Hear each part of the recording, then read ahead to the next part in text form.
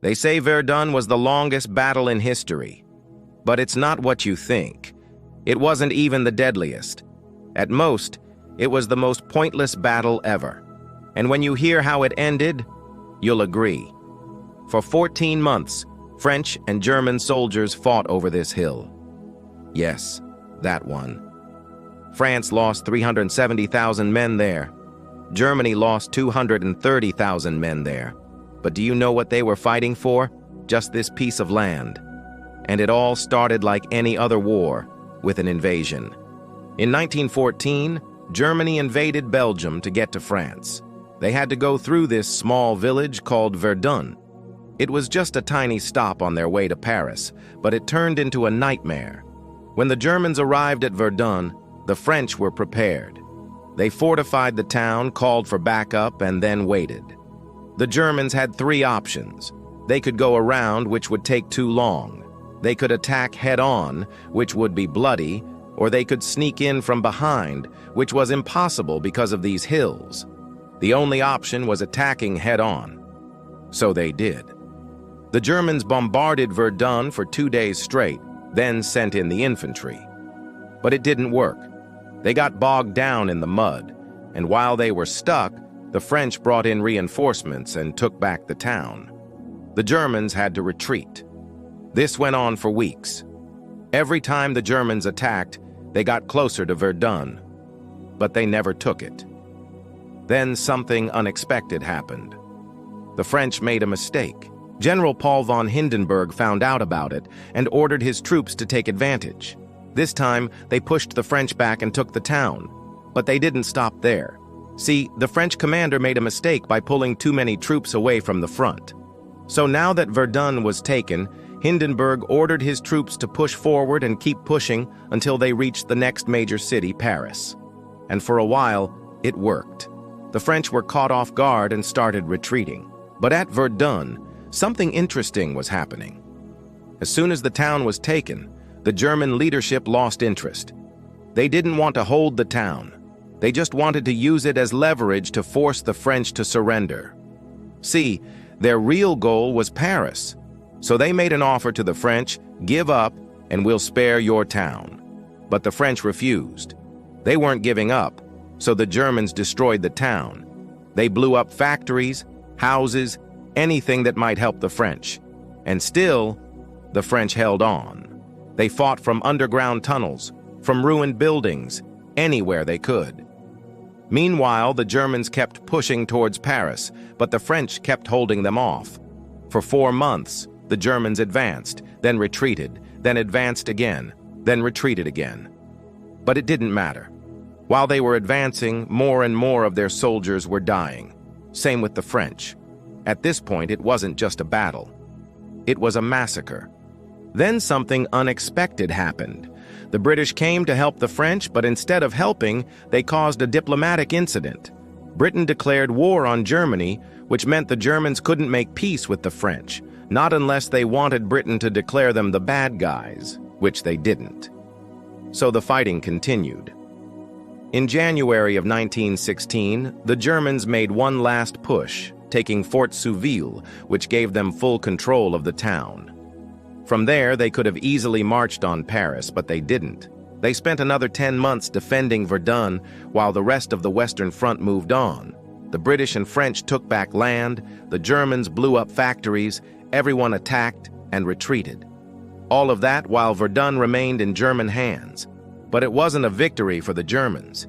They spent a year and a half trying to take a town that wasn't even defended by the French anymore. By October of 1916, the French had given up on defending Verdun. They pulled all their troops out of the town and retreated to the next major city, Reims. As soon as the French left, the Germans took back everything they had destroyed, including their own trenches. Then they marched on to Reims, except they didn't. The French had done something smart. They knew the Germans would want to rebuild their trenches after capturing Verdun, so they dug anti-tank obstacles in between the towns. So now the Germans were stuck in no man's land. They couldn't advance because of the obstacles. They couldn't retreat because of the French, and the fighting continued until 1918. By that time, the Germans had taken Verdun, but it was too late. France had already moved its defenses to the next major city, Paris. All the Germans had to show for their victory was a ruined town and 230,000 dead soldiers. So who really won Verdun?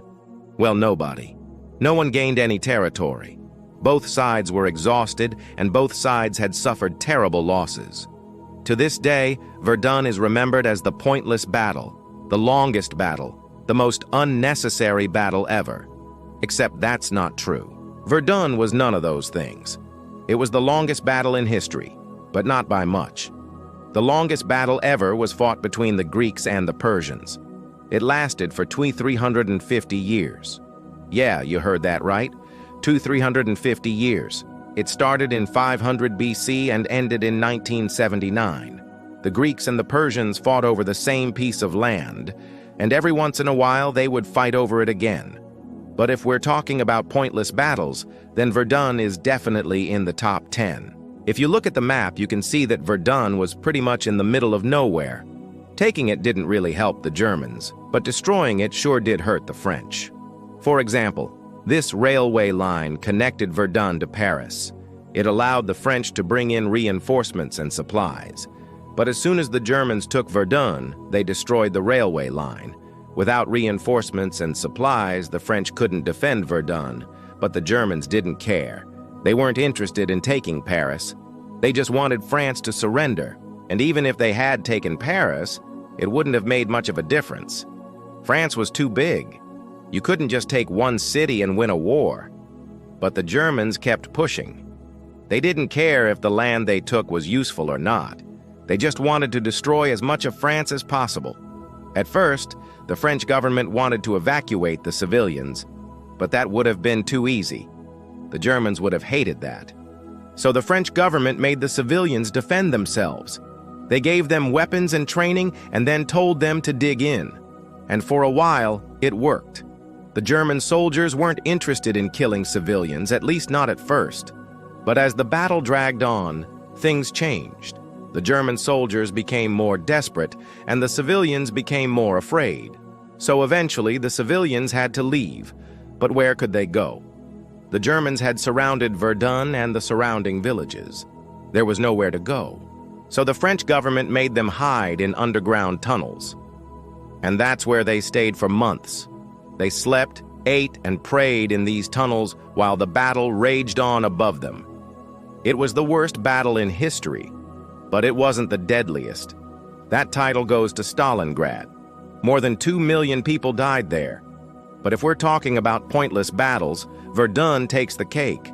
After the battle, the French writer and politician Charles de Gaulle visited the town. He was shocked by what he saw. The town was in ruins. The houses were burned. The streets were destroyed. But in the distance, he saw a single tree. It was the only tree left standing in the entire town, and it was a symbol of hope for the French people. They had lost the battle, but they had not lost the war. As you've probably noticed, all the images used in this video are actually paintings.